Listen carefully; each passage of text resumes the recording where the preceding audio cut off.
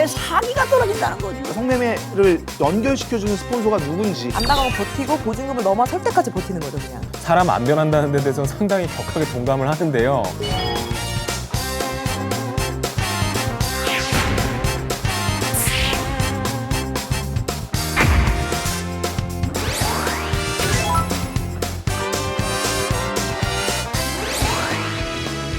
네, 시청자 여러분 안녕하세요. 오늘 법률방송 썬데이로 한 주간 대한민국에서 있었던 이슈를 여러분들과 같이 소통하면서 논의해보는 방송입니다. 한 주간 동안 잘 지내셨는지요?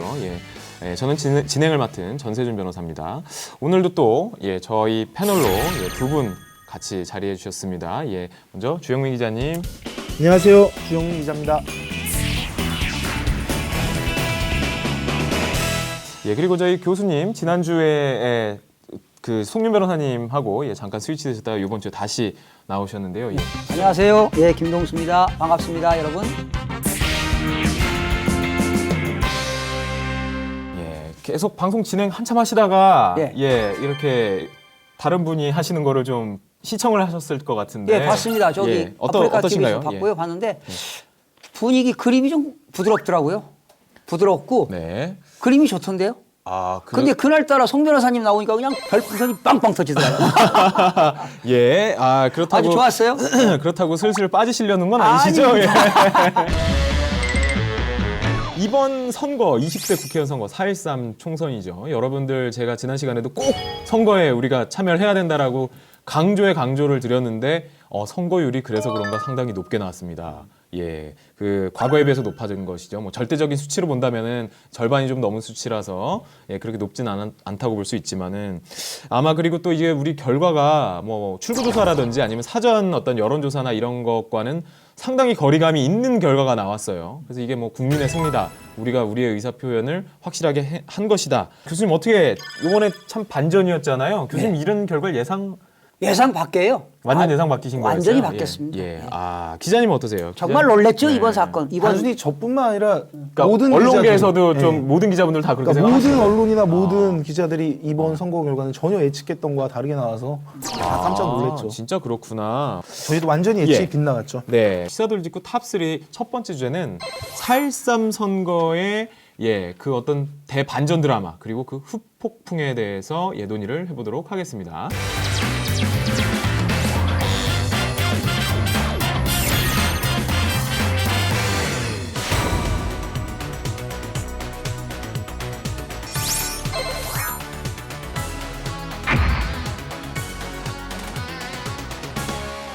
네, 여러분들도 4.13 총선에 대해서 어떤 의견을 갖고 계신지 좀 채팅창으로 많이 소통을 해주시고요. 이게 진짜 뭐 기자님 좀 말씀해 주셨지만은 아무도 예상하지 못했던 결과라고 해요. 그러니까 일단은 일당이 바뀌었다. 원내 일당이 바뀌었다라는 것 자체가 대단히 큰 충격이고요. 그리고 국민의당이죠. 생각보다 굉장히 많은 자리를 가지고 자리를 의석을 확보를 해놓은 상황이라 그 입지가 굉장히 이제 다져졌다는 점, 뭐 이런 것들이 있는데요. 기자님이 결과에 대해서 간단하게 좀 말씀을 해주시죠. 저희가 기존에 선거가 닥치기 직전까지도 예측했던 게 아무리 못해도 새누리당이 과반 이상, 그러니까 많게는 180석 이상 가져갈 거다라고 180석까지도 얘기가 나왔어요. 뭐 그런 말이 나올 정도로 완벽한 여당의 승리가 되지 않을까. 왜냐하면 일여 다야 구도로 한 지역구마다 선거할 때마다 여당은 한 명밖에 없지만 야당은 여러 명이 나오기 때문에 아무래도 야당표가 분산되지 않을까 이런 예측을 했었는데 실제 뚜껑 여니까는 반대가 된 거죠. 솔직히 상당히 당황스럽기도 했고 놀라기도 했는데 뭐 끝으로 느낀 건 거죠. 그래도 국민이 현명한 판단을 하지 않았나. 드디어 간만에 3당 체제가 들어왔으니까 그렇죠. 뭐 각 당 뭐 비례대표 포함해서 석 자리 찾아간 것만 봐도 이번에는 확실하게 제대로 된 선거가 되지 않았나 이런 생각이 듭니다. 교수님은 이 결과에 대해서 어떻게 평가를 하시나요? 16년 만에 여소야대가 된 거죠. 네. 바로 16년 뭐냐? 만에. 그 이유는 뭐냐? 민심은 경제였다는 거예요, 경제. 민심은 경제다. 그리고 야권의 경제 심판론이 젊은 유권자들이 공감대를 형성했다는 거예요.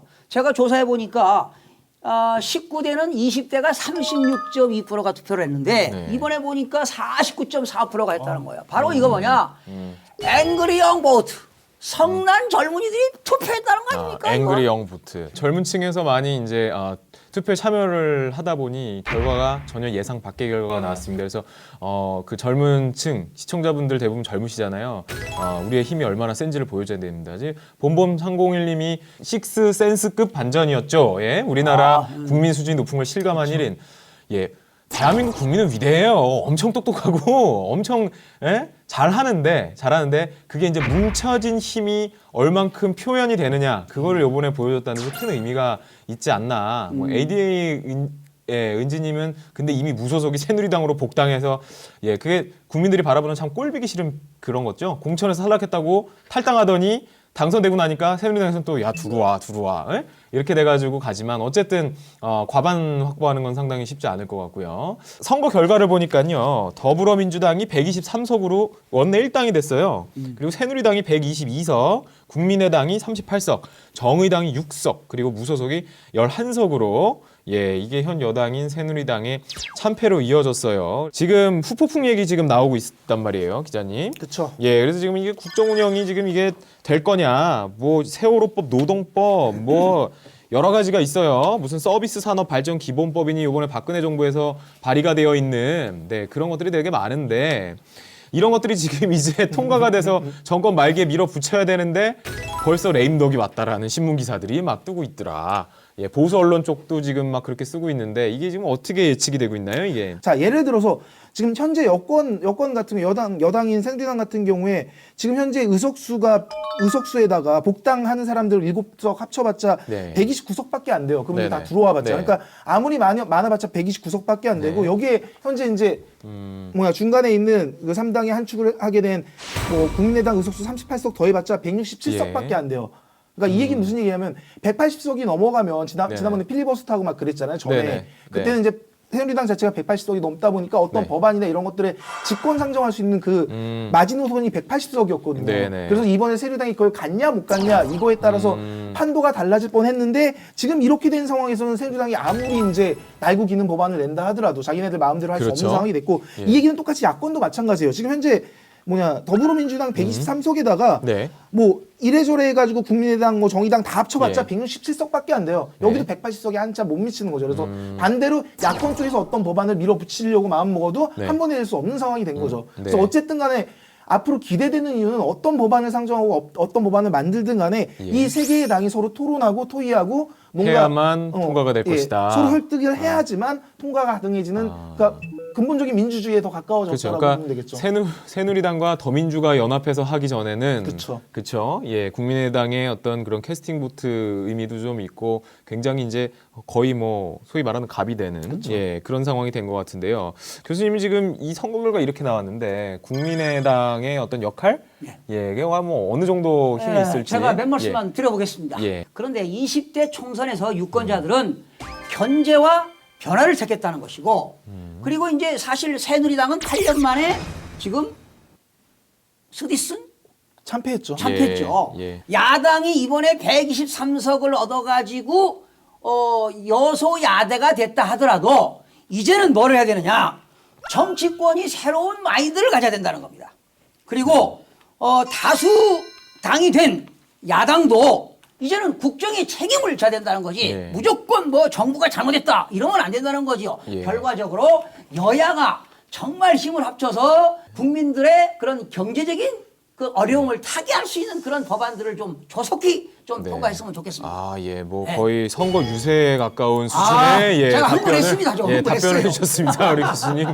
중간에 끼어들 수가 없었어요. 할 얘기가 많은데. 할 얘기가 참 많습니다. 여러분들 아시는 분은 아시겠지만 지금 이미 뉴스에서 검찰에서 98명을 입건했다고 그러죠. 뭐 104명이 고발됐는데 98명이 입건해서 지금 조사 중에 있다고 그래요. 그러니까 이제 국민들은 또 이거 정부 여당이 그 의석 확보를 많이 못했으니까 이것도 박탈시켜갖고 보궐선거로 뭔가 메꾸려는 수작 아니냐라는 얘기들을 많이 하시는데요.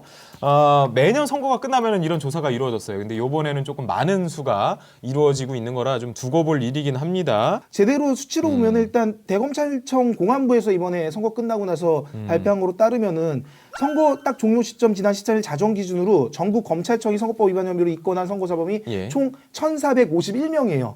되게 많죠. 1,450명. 그러니까 이거는 이제 당선된 사람도 있고 당선되지 않은 분들도 있으니까 1,451명이고 이 중에 이제 당선자 같은 경우에는 104명이나 당선자 중에서 104명이나 선거법 위반 혐의로 고소 고발을 네네. 당한 상황이고 이거를 이제 전 19대와 비교하면은 19대 같은 경우에는 한 1,096명이 선거사범으로 입건이 됐었는데 이번에는 좀 1,400명이니까 한 400명 정도 가까이 더 늘어난 수치인 거고 늘어났다. 실제 이제 실제로 98명 아까 104명 현역 104명 지금 당선된 104명 중에서는 98명을 현재 수사하고 있고 한 명은 벌써 기소해서 재판에 들어갔고요. 네. 그다음에 5명 정도는 불기소 처분을 했다는 상황이니까 예. 일단 선거 끝나고 나서 검찰이 왠지 선거법 위반한 거를 딱 기다렸다는 듯이 딱 네. 울고 늘어지는 네. 것 같은 그런 모습을 보이고 있기는 하죠. 아, 이게 참 뭐 결과가 어떻게 나올지 모르겠습니다. 그러니까 검찰로서는 대단히 부담스러운 게 뭐냐면 수사를 했더니 진실이 야당 의원들이 진짜 위반한 게 맞아서 야당 의원들이 많이 기소가 돼서 만약에 뭐 벌금형이 나와서 의원 자격을 박탈하게 되는 결과에 이르게 된다면은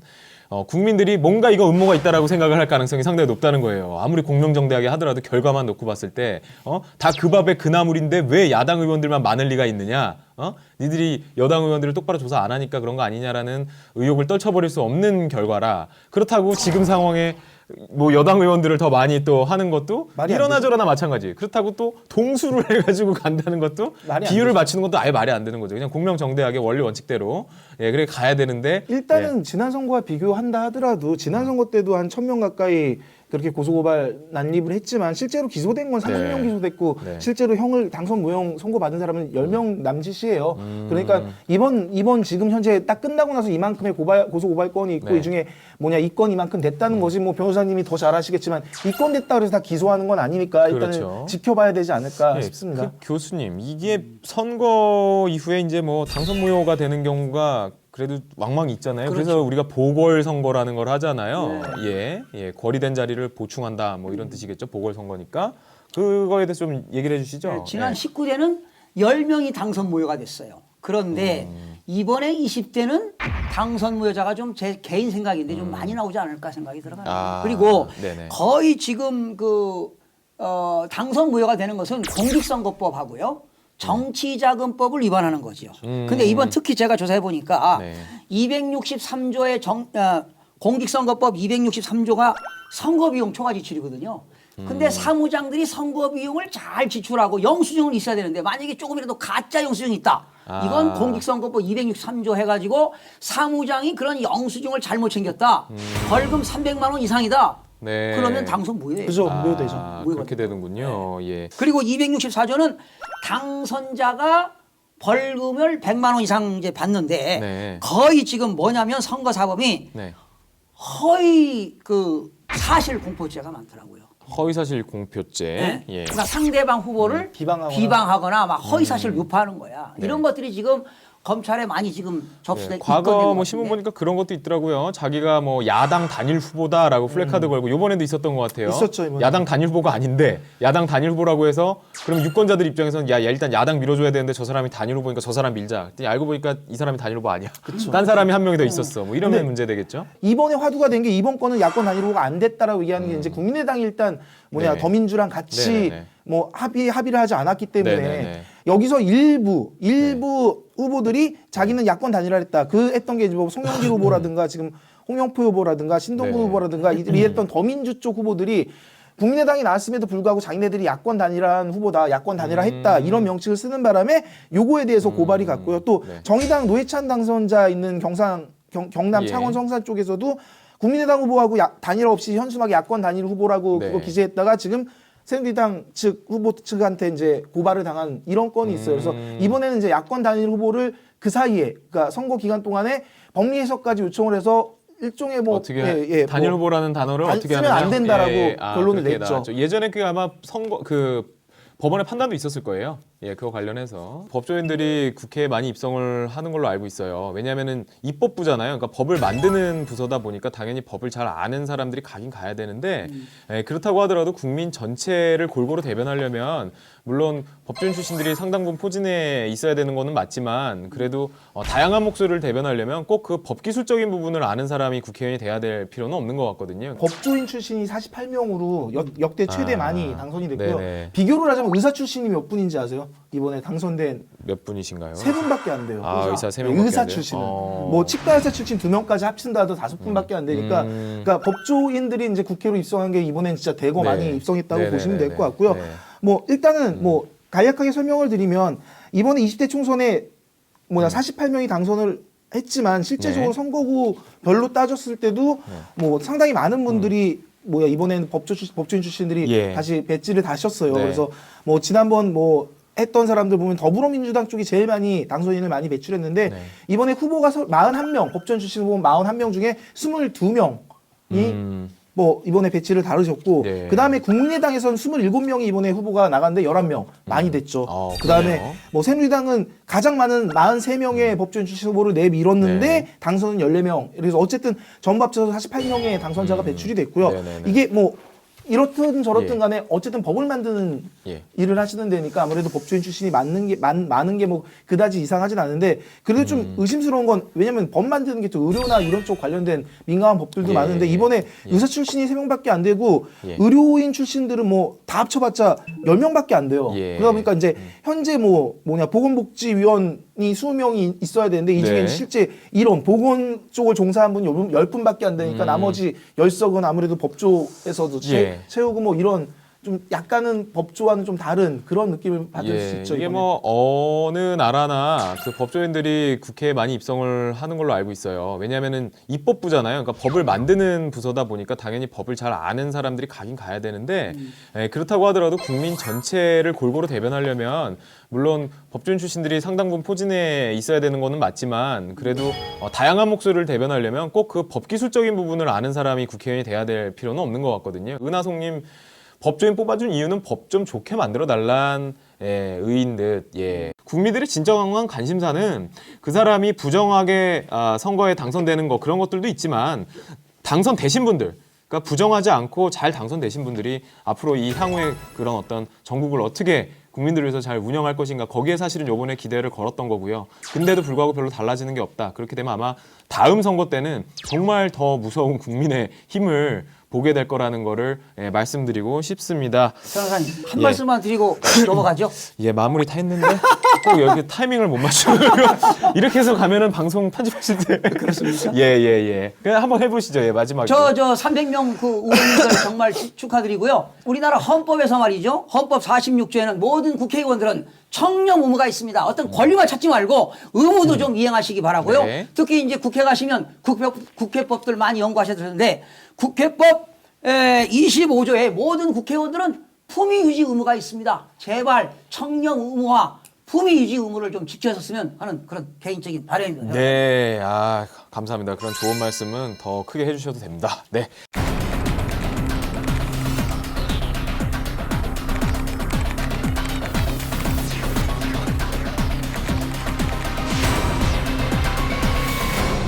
이게 몇 년 전에 얘기가 돼서 발칵 뒤집혔다가 지금에서야 이게 수사가 되고 지금 난리가 나고 뭐 사과를 하고 이런 형국이에요. 그래서 이 사건 그 전말이 지금 좀 궁금하기도 하고요. 이게 벌써 한 몇 년 전 얘기인데 지금에 와서 왜 이렇게 문제가 되고 있는 건가요, 기자님? 일단은 최근에 검찰이 수사를 하겠다라고 특별팀까지 만들면서 수사를 하겠다고 수사가 이제 지금 진행되고 오늘도 이제 관계자들 불러서 수사를 본격적으로 하면서 이 문제가 다시 불거졌는데 옛날로 돌아가서 얘기하자면 이 사건이 이렇게 많이 알려진 건 2011년도에 이것 때문에 146명이 돌아가시는 일이 발생했기 때문에 이 문제가 불거지긴 했어요. 그래서 당시에 병원에 입원했던 인사분들이 원인을 알 수 없는 갑자기 폐병으로 사망하는 사건이 발생을 했거든요. 그래서 당시에는 도대체 이게 왜 갑자기 이런. 근데 이분들의 특징이 뭐였냐면 전부 다 그 임산부들 또는 영유아들이었어요. 네네. 그러다 보니까 이상하다. 초창기 보도를 잘 생각해보면 당시에 초창기 보도는 어떻게 나갔냐면 어떤 새로운 질병이 발병한 게 아닌가. 그래서 그런 거에 대해서 좀 막 알아보고 이런 얘기가 나올 정도로 약간 공포에 몰아넣었던 건데 근데 알고 봤더니 이분들이 모두 다 공통적으로 사용했던 게 가습기 살균제였다. 가습기를 쓰고 그 안에 살균제를 넣어서 사용했다. 그래서 이거에 대해서 결국에는 이 사망 146명이나 죽게 만든 게 가습기 살균제가 아니냐 이러면서 논란이 불거지기 시작한 거죠. 딱 정리가 되죠. 가습기 살인제.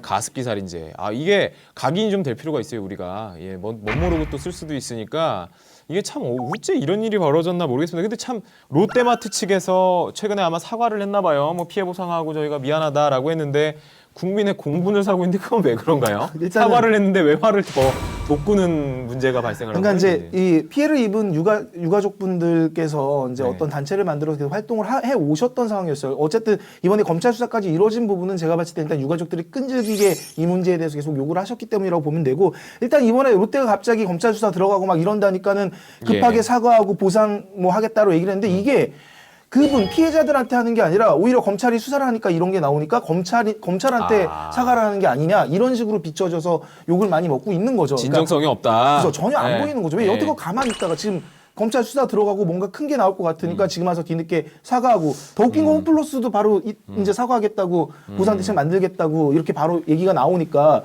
뭐 이런 부분 살펴보면은 어떤 문제 생기니까 뒤늦게나마 떠밀리듯이 사과하고 예. 보상 기준 마련하는 거 아니냐 이러던 국민들 시선이 더 안 좋은 거죠. 그래도 이게 지금 사과를 했다라는 거 보면은 죄를 인정하고 있는 분위기인 것 같긴 하거든요. 그러니까는 도의적인 책임으로 사과하는 느낌으로 하지만 이게 아마 내부적인 법률 검토나 이런 걸 봤을 때 증거에 의해서 소송 가면 질지 말지가 아마 벌써 판단이 끝났을 것 같아요. 제 생각에는. 예, 보통 그렇게 하고 나서 이런 것들을 사과하는 경우가 많아서요. 그러니까는 이게 소송으로 가면 굉장히 이길 가능성이 높은 사건이 돼버리는 게 아닌가, 좀 그런 기대를 좀 해보거든요. 제가 조사를 해보니까 그 당시 2011년도 법률을 보니까 거기에 관련된 법이 없어요. 화학물질 관리법은 있어요. 그러니까 화학물질에 대한 관리를 해야 되는데 네. 처벌 규정이 없다는 거예요. 그 2013년도 5월 달에 법률이 하나 만들어졌어요. 네. 공포된 게 바로 뭐냐? 화학물질의 등록 및 평가에 관한 법률이 환경부에서 제정됐어요. 그래서 제가 조사해 보니까 국회의원들이 입법을 하지 않고 환경부 정부가 이 네, 법을 정부에서 입법 발의를 발의했더라고요. 했군요. 네. 하고서 시행은 2015년 1월 1일부터 네. 시행을 했더라고요. 네. 그래서 아마 그 당시 검찰에서도 법률이 없기 때문에 처벌할 이게 근거가 좀 애매한 게 아니냐. 네, 그런 예. 생각이 들어가요. 변호사님 어떻게 생각하세요? 그러니까 뭐 이게 진짜로 아까 어떤 분이 말씀하셨는데 제키지님이 알고서 지금까지 묵인한 거면 이건 살인죄에 해당하는 건 아니냐.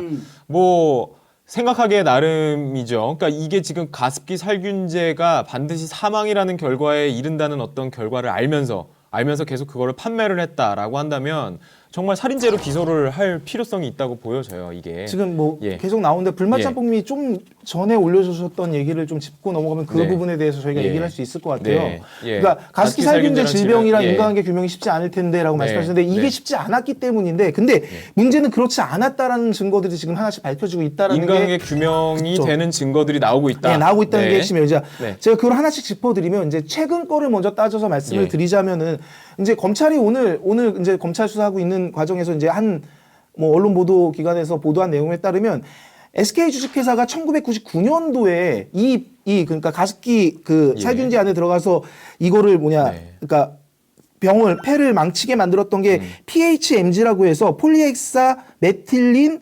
구아니딘이라는 화학물질이에요. 예. 이 부분에 대해서 이미 알고 있었어요. 이게 예. 위해하다라는 걸. 네네. 그때 어떻게 알았냐면 당시에 SK 주식회사가 제지공정, 그러니까 종이 만드는데 이 물질을 쓰면은 예. 종이를 만들 때 막 끈적끈적한 점액 물질이 나오는데 네네. 그거를 없애줄 때 이거를 쓸 수 있었대요. 그래서 PHMG를 그때 쓰는데 그때 당시에 표시를 해놨어요. PHMG를 그냥 쓰는 건 사용할 때 문제가 없는데 이게 분말 상태가 되거나 아니면 이게 기포 상태가 돼가지고 공기 대기 중으로 갈 경우에는 예. 문제가 생긴다. 인체에 해를 해가 준다. 있다. 예. 그래서 그때 당시에 얘기한 게 그러니까 인체 유해성이 1000ppm이라고 이하로 사용을 하라고 얘기를 하는데 이게 무슨 말이냐면은 그러니까 1000ppm을 100분율로 환산하면 0.1%를 넘게 네. 사용하면 안 된다라고 얘기를 한 거예요. 실제 사망자가 발생했던 그 가습기 살균제 안에는 이 PHMG 자체가 0.1% 훨씬 넘었어요. 0.12%에서 많게는 0.5%나 들어가 있었다는 거죠. 그러니까 이게 그러면서 분무 형식으로 살포가 됐으니까 당연히 폐해는 치명적일 수밖에 없었고 네네네. 또 이 문제를 잘 생각해 보면은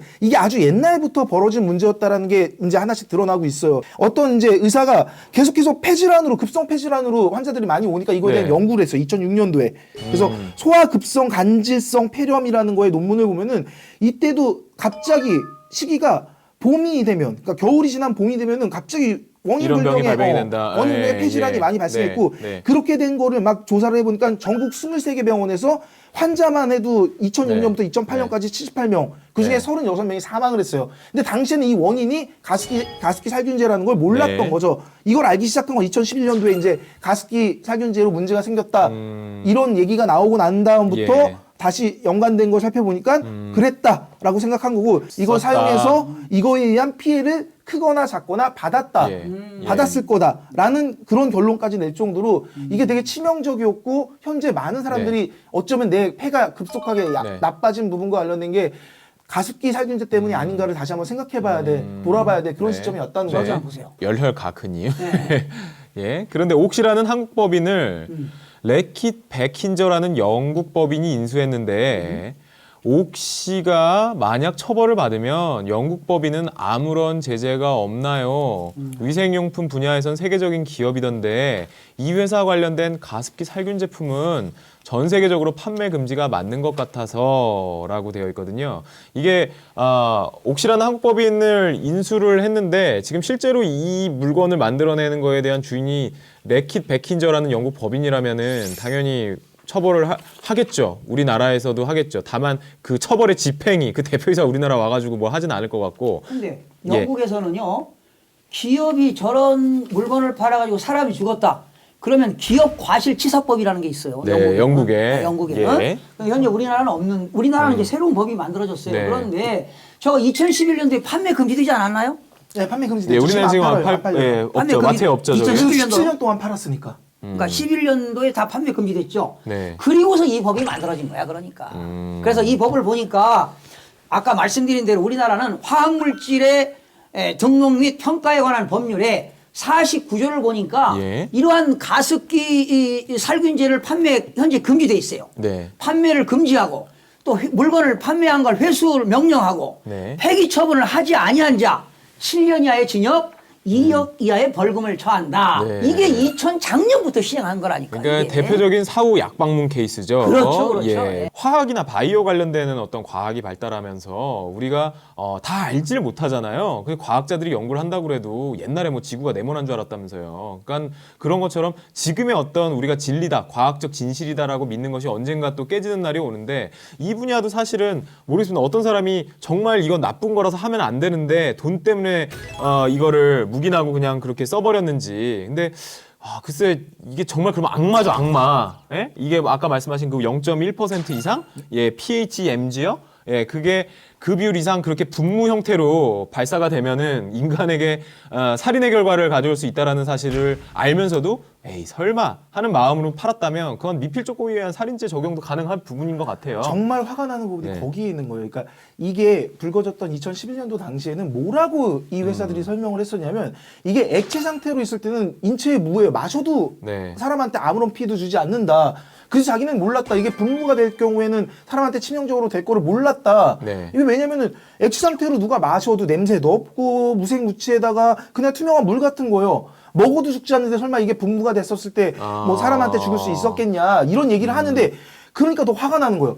애초에 이 화학 제품 같은 경우에는 기본적으로 어떤 영향을 줄지 모르니까 환경에 어떤 영향을 줄지 모르니까 이게 분무되는 제품이면 분무됐을 때 네. 어떤 인체에 어떤 영향을 주는지에 대해서 실험을 하고 네. 동물 실험을 하고 그래서 아무것도 무해하다라고 판명이 됐었을 때 판매를 했었어야 되는데 그렇지 않았다는 거죠. 아니, 그냥 액체 상태일 때는 멀쩡하니까 그러면 그냥 이게 분무해도 상관없다. 외국에서는 이 물건 자체가 제품으로 나와서 판매가 된 적이 있나요, 이게? 그건 모르겠어요. 지금 어느 분이죠? 예, 외국에는 아까- 판매 안 한다 그러잖아. 지금. 그러니까 판매 안 한다 그러는데 아까 어떤 분은 보니까 외국에서는 판매하다 금지돼가지고 네. 저기 뭐 외국서 판매 금지 물건이 남아서 우리나라에게 팔았음으로 알고 있는데 아닌가요? 해서 감자탕 30님이 말씀해 주셨어요. 근데 저도 저런 기사를 어디서 본 것 같기도 해요. 얼핏. 모르겠어요. 그건 확인이 안 된 거니까 저희가 확인 안 언급을 돼서 저희가 드리겠고요. 확실하게 말씀 못 드리겠는데요. 저희 채팅창을 보니까는요. 깔때님이 아무리 뒷북치는 자세가 되더라도 부디 진상이 규명되고 피해자들이 제대로 보상을 받든 다친 마음이 어루만져지기를 원합니다. 예,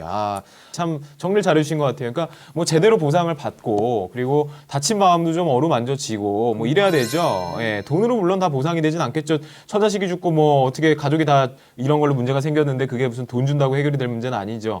예, 진정성 있는 사과랑 재발 방지. 그래서 우리 가족과 같은 희생자가 더 이상 나오지 않도록 예, 그렇게 되는 게 맞는 것 같습니다. 그래서 지금 아마 여러분들 관심 관심 있게 좀 봐주셔야 될 것 같아요. 왜냐하면 굉장히 이제 환경 호르몬이니 무슨 이상한 물질들이 막 개발이 되고요. 온갖 제품들이 나오기 시작하니까 이게 사회가 되게 위험해지고 있는 것이죠. 우리가 완벽하게 검증을 하지 않은 제품들이 우리 실생활에 침투를 하면서 우리에게 굉장히 위협이 되고 있어요.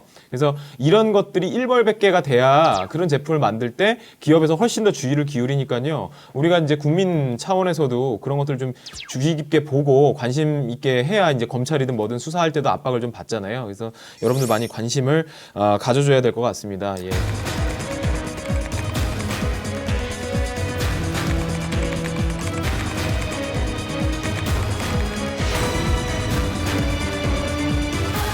매우 어려운 일을 공시족께서 해내셨습니다. 예, 여러분들 신문기사 보셨는지 모르겠어요. 영화 같죠? 영화처럼 참 정부 청사에 난입도 아니에요. 침입이죠. 침입이죠. 난입은 난리를 치면서 들어가는 거고. 이 사람은 조용히 침입은 들어갔죠? 몰래 들어간 거잖아요. 자, 지금 보니까 뭐 그 공시족이라고 해서 아예 하나의 어떤 인류인 것처럼 우리의 어떤 사회의 어떤 하나의 집단인 것처럼 표시가 되는 공시족이 있습니다. 여기에 아마 지금 그 여러분들 중에서도 공무원 준비하시는 분들이 있는데요. 예, 지금은 공시생 내지는 공시족 이런 표현을 쓰나 봐요.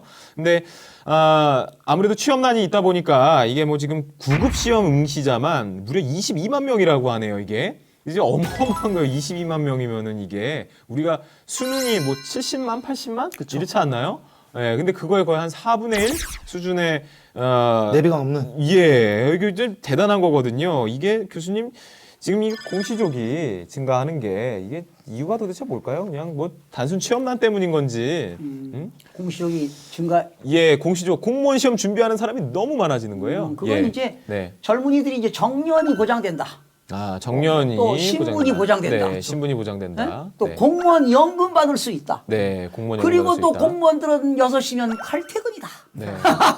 그리고 이런 것 때문에 심지어 하는 거예요. 요새 기업들 연봉이 너무 안 올라서요. 공무원들하고 차이가 뭐 대기업을 제외하고 웬만한 중소기업들은 큰 차이가 없다는 거예요. 1,000만 원 정도 차이 나죠. 예, 그러니까 이제 대기업 들어가기는 어렵고 바늘구멍이니까. 그리고 왜 여러 가지를 많이 요구하잖아요. 스펙이니 뭐니 백도 요구하고 어느 집 자식이냐 이런 것도 다 보니까 결국은 자기 실력 하나로만 승부해서 들어갈 수 있는 공정한 어떤 그 시험 쪽으로 가게 된 것 같아요. 그런데 어쨌든 이 공무원을 준비하시던 분이 정부 청사에 이게 지금 들어가서 이랬다는데 이게 도대체 이게 말이 되는 건가요? 근데 이분이 뭐 이게 지금 초범이 아니고 과거에도 이 과거에도 유사한 행동들을 시험지를 빼돌렸다는 예, 얘기가 하신 것 있는데. 같아요. 그거 좀 설명 좀 해주시죠. 기자님. 일단 네. 이 사건은 그냥 거의 저희가 무슨 첩보 영화나 미션 예, 임파서블 저기 아까는 같은 거 짝퉁 미션 임파서블 그쵸, 같았다고 가이드에 말씀하셨는데 거의 미션 예. 임파서블을 보는 듯한 그런 네. 느낌이 있는데 실제로 이제 시간대별로 한번 날짜별로 살펴보면 자, 이분 이 A 씨라고 칭할게요. A 씨가 정부 청사를 침입한 그 경과를 한번 살펴보면 예. 2월 28일 월요일 저녁 시간대에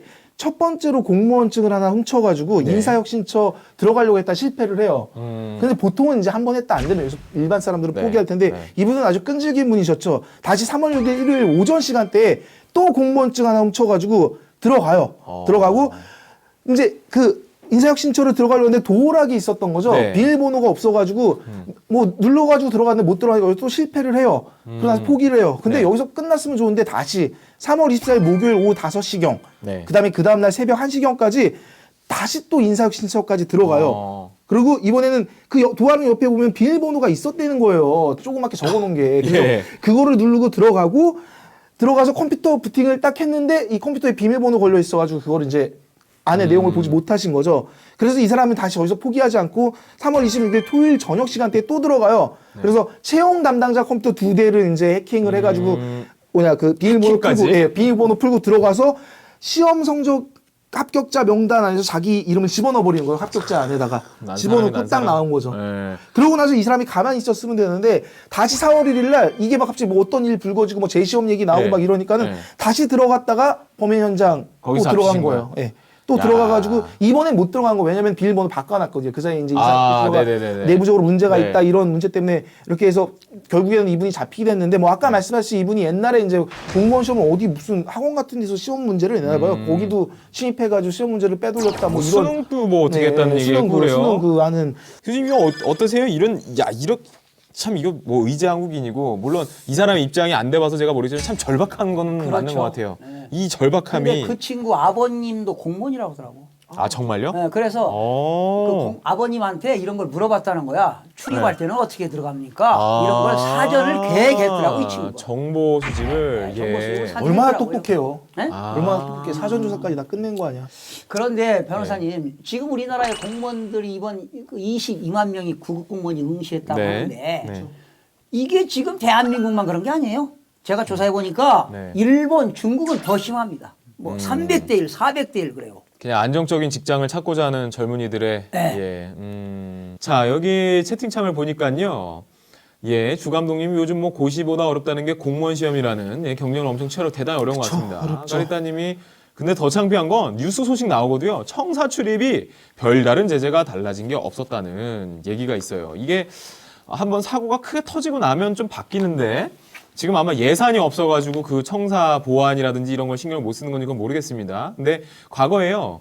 그 법원에 판사실 있잖아요. 판사실에 쉽게 들어갈 수 있었어요. 법원에 들어가면은 그냥 엘리베이터 타고 올라가면 판사실 들어갈 수 있는데 지금 다 보안 그 자동문 있죠. 뭘 띡 찍지 않으면 안 열리게끔 그걸 바꿔놨어요. 예전에 아마 형사 판결인가 민사 판결인가 단독 판사님이 내렸는데 그 판결에 불복한 당사자가 그 판사실 가서 여자 판사님인데 그분 뺨을 때렸나 그런 사건이 한번 벌어지고 법원 차원에서 난리가 난 거죠. 이게 판사가 이거 목숨 걸고 재판을 해야 되는 사회가 이게 제정신이냐 뭐 이래갖고 바뀌었대요. 바뀌었는데 뭐 아는 판사님이나 이제 뭐 친구들 물어보니까 사실 뭐 그 일로 인해서 이렇게 바뀌어서 보안이 좋아진 건 맞는데 불편한 게 있다. 짜장면을 시키면 자기가 방에서 나와서 그 받아가야 끝에 되는구나. 있는 그 자동문을 열고 받아서 다시 들어와서 짜장면을 이렇게 쫄래쫄래 뚫고 가서 먹어야 된다. 판사님이 직접 나갈까요, 근데?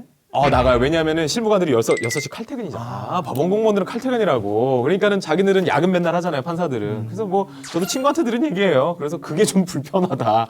옛날에는 그냥 몇 호실까지 오세요. 그러면 거기서 똑똑하면 그냥 문 열어서 바로 받고 돈 주고 하면 됐는데 뭐 그런 게 좀 있다는 얘기가. 근데 이걸 해결하려면 이제 기업에서 많은 그 신입사원들을 채용하게 되면 네. 아무래도 좀 경쟁률이 좀 떨어지겠죠. 예, 지금 뭐 공시족이 이런 일이 벌어진 거에 대해서 뭐 여러 가지 논의를 좀 해봤어요. 뭐 취업도 그렇고 안정적인 직장도 그렇고 그런 얘기 바탕 속에서 이분도 그런 걸 찾다가 공무원 시험을 정당하게 합격할 방법은 없는 것 같고 그래서 아마 절박하게 이르셨던 것 같은데 이런 노력을 기울이는 만큼 공무원 시험에 치밀하게 준비를 하셨다면 아마 수석 합격을 하셨을 것 같아요. 이 정도의 담력이 있다면 사실은. 이게 시험장에 가면 담력이 없어갖고 떨어지시는 분들 꽤 있거든요. 그렇죠. 보면. 뭐 예, 실제로 보면 기량 관리 이제 못해서 시험 앞두고 이러면 고시생들 이렇게 모여있는 네. 노량진 이런데 약국에서는 뭐 우황청심원 같은 우황청심원 것들이 예, 많이 예, 팔리고 예. 뭐 잠 못 자니까는 뭐 수면 유도제 예, 같은 것들이 맞아요. 많이 팔린다고 얘기를 네. 하는데 일단 공시족에 대해서 우리가 좀 살펴봐야 될 것 같아요. 지금 너무 네. 흔하다 보니까 네. 뭐 잘 뭐 와닿지 않는 부분도 없잖아 있을 수 네. 있겠지만 일단 현재 우리나라 대학생 10명 중에 6명은 공무원 시험 준비하고 그분들이 되게 힘들게 생활비를 네. 벌면서 가까스로 공부하는 사람들이 훨씬 더 많다라는 거. 그러니까 이게 청년 문제 중에 하나라는 거를 좀 알았으면 네. 하고요. 네. 일과 공부를 이렇게 병행하고 하루 8시간 이상 근무하면서 공무원 시험 준비하는 분들도 한 네. 32.5% 정도 네. 되니까 네. 되게 많은 사람들이 네. 공무원 시험이랑 일이랑 네. 병행하고 있다고 보시면 될 거예요. 그러니까 사회 현상이라고 일종의 사회 현상급으로 바라볼 수 있는데 좀 신기한 얘기자 좀 우리가 항상 우스갯소리로 얘기하면 그러니까 공무원 시험이 영어 과목이 있잖아요. 네. 이 영어 과목을 실제로 미국에서 대학 졸업한 원어민 3명한테 기출 문제 한번 풀어보겠더니 2명은 다 맞췄대요. 근데 1명은 4개나 틀렸대요. 아 대박입니다. 물론 우리가 한국어 능력 시험 다 못 맞아요. 다 못 맞은 거라 생각한다면 뭐 그게 그렇게 이상할 건 아닌데요. 네, 참 우로롤롬님 변호사님 전문직 시험 준비 중인데요. 70여일 남았는데 체력이 후달리세요. 약 좀 추천해 주세요. 사실 저는 약보다는 그냥 운동을 추천해 드려요. 예, 좀 많이 걸으시거나 뭐 한 30분 정도씩 뛰시는 거를 추천해 드려요. 그러면 확실히 달라져요. 이제 몸을 많이 못 움직이잖아요. 공부를 계속 해야 되니까. 그래서 하루에 무조건 몸을 움직이는 시간을 억지로라도 만드시는 게 답인 것 같습니다.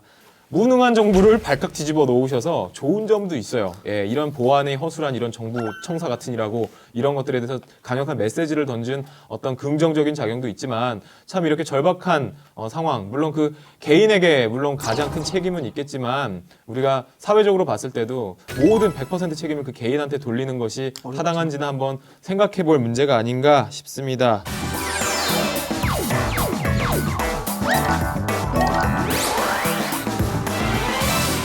교수님, 예.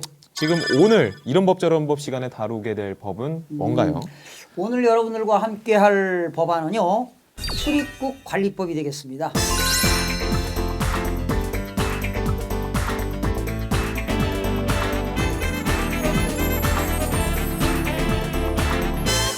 출입국 관리법은 우리 한국에서 해외로 출국할 때 네. 필요한 네. 내용과 또 외국에서 외국인들이 한국에 입국할 때 네. 관련된 법이 이제 출입국 관리법이 되겠는데 이게 여러분들 아시나 모르겠는데요. 우리한테 익숙한 이름은 뭐냐면 스티브 유라고 해서 유승준법이라고 그렇게 많이 알려졌어요. 이게 지금 최근에 아마 어떤 국회의원이 유승준법을 대표 발의한 것 같아요. 출입국관리법을 뭔가 개정하자는 건지 그게 지금 뭔가요? 그 구체적인 내용이 대표 발의한 구체적인 내용이 유승준 씨가 2002년도에 그 병역법에 의해서 이제 입영을 해야 돼요. 현역도 아니야, 현역도 아니고 네. 공익근무 요원으로 발탁이 된 거거든요. 그렇죠. 네. 그렇죠? 네. 그래놓고 저기 미국 시민권 아니죠. 일본에 공연을 갔어요. 일본의 공연 맞아요. 일본 공연 그런데 갔다가 안 돌아왔죠. 공익요원으로 발탁이 되면 해외 못 나가요. 못 나가는데 네. 병무청에서 각서를 썼어. 내가 일본 공연을 하고 한국에 입국하겠다. 각서까지 쓰고 나갔는데 안 돌아왔죠. 일본에서 그냥 바로 미국으로 간 거예요. 네. 그래서 미국에 가서 시민권을 얻었죠. 그러면 이제 결과적으로 병역법 위반 아니겠습니까? 병역 기피를 했다. 그렇죠, 그렇죠. 병역 기피자에 대해서 그러면은 네. 출입국 자체를 좀 어떻게 하자는 쪽으로. 그럼 이제 입국을 못 하는 거예요. 네, 입국을 못 하도록 지금 지금 13년째 현행법은 못 현행법은. 현행법은 병역 기피할 목적으로 네. 한국 쪽을 포기했다라던가 이렇게 해외로 도피하게 되면 아예 우리나라에 들어오지 못하도록 지금 현행법이 되어 있는데 네. 그거를 지금 어떻게 개정하자고 뭐 누가 발의를 한 건가요? 아, 그걸 풀어주자? 풀어주자. 뭐 어떻게 개정 하자는 이제 거죠? 출입국 관리법 일부를 좀 개정시키자 하는 건데 네. 지금 병무청에서는 안 된다는 거예요. 그러니까 병무청에서는 법무부 장관한테 입국시키면 안 된다.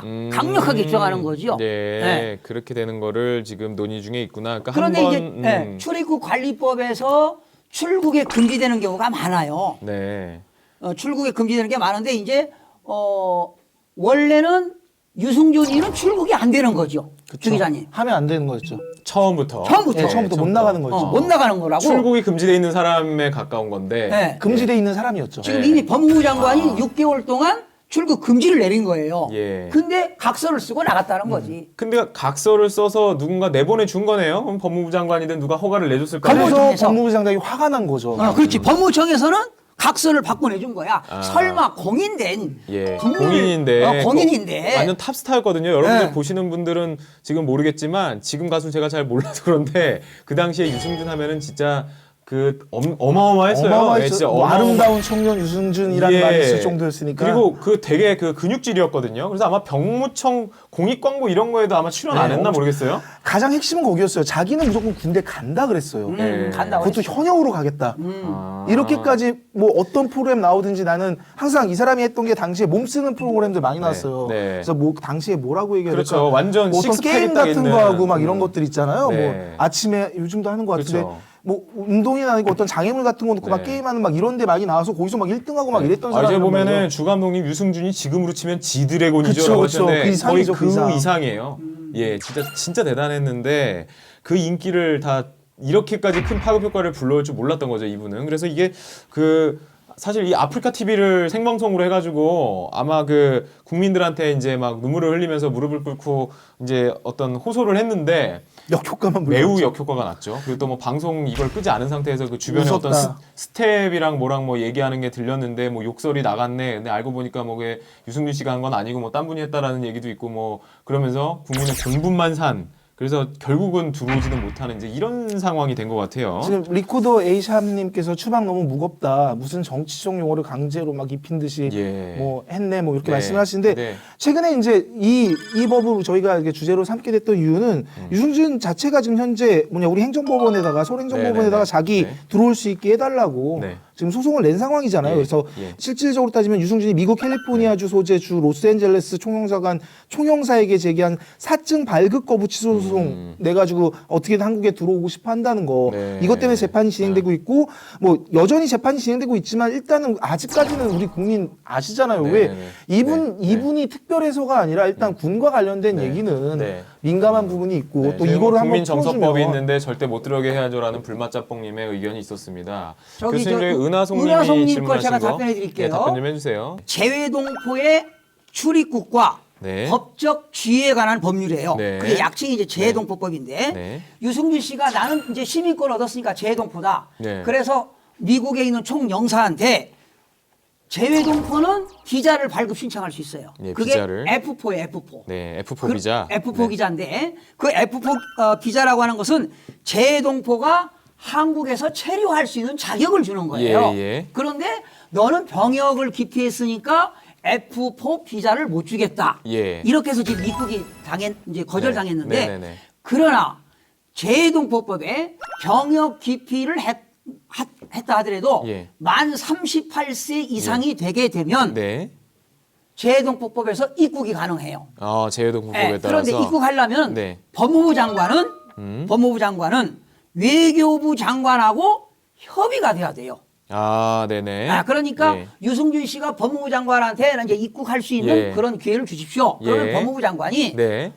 그 외교부 장관한테 예. 협의를 해야만이 입국이 가능하다. 그런 결론입니다. 아, 그러니까 이거를 병무청에서 법무부 장관한테는 절대 그런 협의해갖고 얘를 들여보낼 생각하지 말아라. 그러니까 유승준 씨가 들어올 수 있는 근거 법령은 있다는 말씀이신 거잖아요. 그렇죠. 그죠? 만 38세가 예, 만 되면 38세가 넘은 걸로 알고 있어요. 넘었죠. 예. 한참 넘었죠. 넘었어요. 예, 76년생인가 그럴 거예요. 아마. 저보다 나이가 많아요. 예. 그래서 만 38세 이상이 넘었고 아마 타이밍상 이게 아마 그 우리나라 그 대형 로펌 어디 하나를 선임해서 들어올 생각을 하고 지금 법률 검토를 마친 것 같아요. 그렇죠. 그래서 아마 지금 교수님 말씀하신 대로 이런 재외동포법이라든지 이런 거 상으로는 이제 만 38세 이상이 됐으니까 병역 기피 목적으로 해외를 갔다고 하더라도 법무부 장관하고 외교부 장관하고 협의를 해가지고 얘를 들여보낼 건지 말 건지만 결정을 해주면 네. 충분히 들어올 수 있는 그런 근거 법령은 있는데 그렇죠. 있는데 네.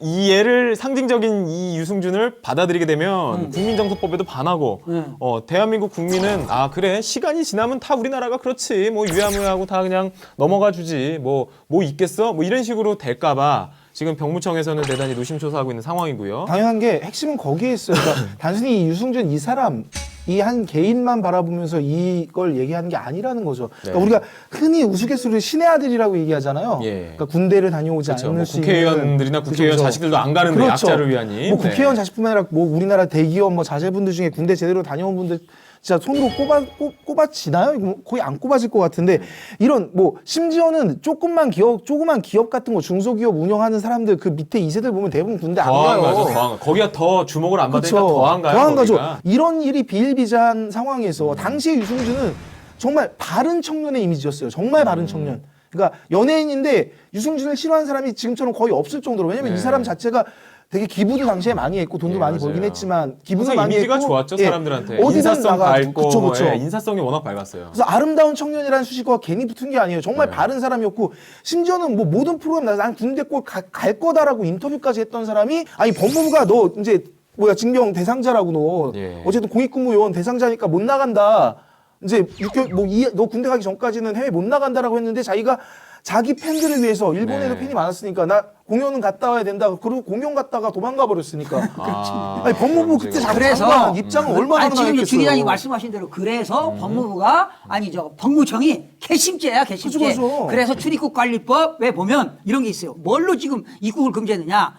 대한민국의 이익이나 공공의 안전을 해치는 행동을 할 염려가 있다고 인정할 만한 상당한 이유가 있는 유승준은 입국을 금지한다 이렇게 되는 거예요. 아, 예. 뭐 팩트가 그러하다면 유승준이 잘못했네요. 네, 그렇죠. 예, 그러니까 사람이 진심으로 용서를 구한다면 그걸 받아줄 필요성도 있는데 그 진정성이 느껴지지 못한 게 아닌가 하는 생각도 들어요. 그러니까 그 전 단계에서 얼마든지 군대를 갈 수 있었음에도 불구하고요. 이런 문제가 발생했을 때 군대를 갈 수 있는 나이가 있었잖아요. 그때 내가 군대를 가겠습니다라고 차라리 들어왔어야 되지 않았나 싶은 생각은 들어요. 그쵸. 예, 근데 이미 그 시기가 다 지난 다음에 지금 만 38세 이상이면 들어올 수 있다라는 걸 법률 군대를 검토를 갈 수 없는 나이가 돼버렸으니까요. 예, 갈 수 없는 나이에 지금 와서 이렇다고 하니까 아마 국민적인 공부를 산 게 아닌가 이런 생각이 듭니다. 아무튼 여러분 오늘 이런 법 저런 법 출입국관리법 아시겠죠? 그리고 재외동포법 이런 것들에 대해서 설명을 드렸는데 어떻게 유익하게 도움이 되셨나 모르겠습니다.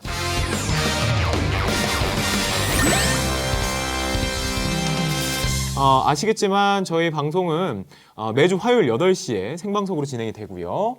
매주 일요일 저녁 10시에 법률방송 케이블 채널에서 본방송이 진행이 됩니다. 예, 그건 저희 담당 PD님이 이 방송이 끝나면 밤을 새시고 열심히 편집을 하시고 자막도 만들어 가시면서 심혈을 기울여서 만드시거든요. 그래서 본방송 분들이 그게 더 재밌다는 말씀도 있으세요. 예, 우리는 이게 여과 없이 막 나가잖아요. 근데 그 여과가 돼 있는데 그 편집을 잘 하셔가지고 그 재밌게 더 하신다고 하니까 꼭 방송 많이 봐주시면 감사하겠습니다. 그리고 늘 말씀드리지만 그 법률 주제, 방송 주제, 법률뿐만 아니라 뭐 시사적인 것도 다 좋습니다. 여러분들이 방송을 해주시길 원하는 그런 것들이 있다면은 법률방송 홈페이지 그 썬데이로 게시판에다가 올려주시면 저희가 적극적으로 반영을 하도록 하겠습니다. 네, 그럼 저희는 방송 여기까지 하고요. 시청자 여러분 시청해주셔서 대단히 감사합니다. 예, 여기까지 하겠습니다. 감사합니다.